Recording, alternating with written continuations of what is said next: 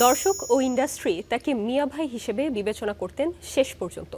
পর্দায় ছিলেন দাপুটে অভিনেতা, ব্যক্তিজীবনে একজন বীর মুক্তিযোদ্ধা।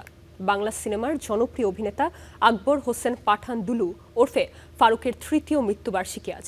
দিনটিতে ফিরে দেখার চেষ্টা এই কিংবদন্তির চলচ্চিত্র জীবনের দিকে।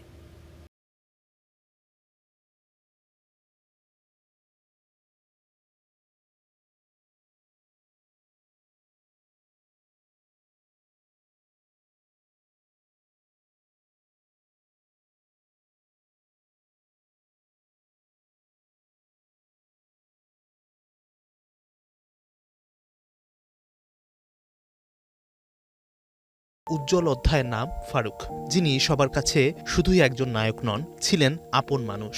2023 সালের আজকের দিনে 15 মে সিঙ্গাপুরের একটি হাসপাতালে শেষ নিঃশ্বাস ত্যাগ করেন তিনি। চলে গেলেও রেখে গেছেন অগণিত স্মৃতি, অসংখ্য জনপ্রিয় সিনেমা আর এক বিস্তৃত ভালোবাসার ছায়া।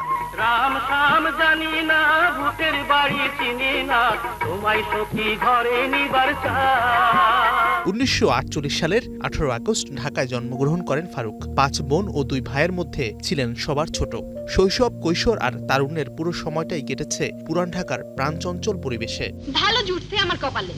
একজন তো রাত ভর অন্যের ক্ষেত পাহারা দিব, আর একজন যাত্রা করে বেড়াইবো। ক্ষেত খোলা কি আমি চষে বেড়াবো? 1971 সালে এইচ আকবর পরিচালিত জলছবি চলচ্চিত্রের মাধ্যমে রূপালী পর্দায় যাত্রা শুরু। এরপর আবার তোরা মানুষ হ এবং আলোর মিছিলের মতো মুক্তিযুদ্ধ ভিত্তিক সিনেমায় অভিনয় করে ধীরে ধীরে নিজের জায়গা তৈরি করে নেন চলচ্চিত্রাঙ্গনে।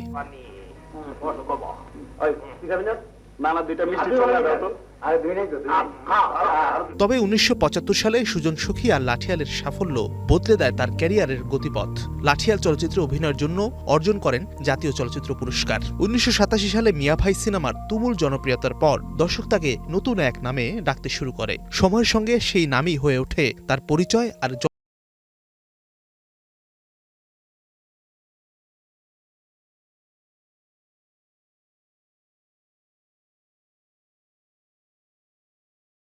চলচ্চিত্রে বিশেষ অবদানের স্বীকৃতি হিসেবে 2016 সালে জাতীয় চলচ্চিত্র পুরস্কারে পান আজীবন সম্মাননা। পর্দায় তিনি ছিলেন নায়ক, বাস্তবেও ছিলেন সংগ্রামী এক মানুষ।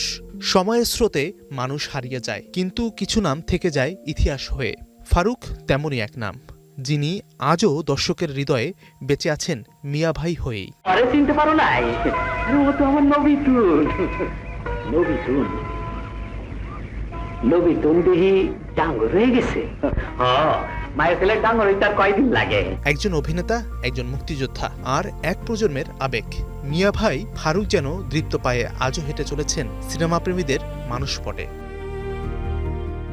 Mazharul Tamim, Star entertainment.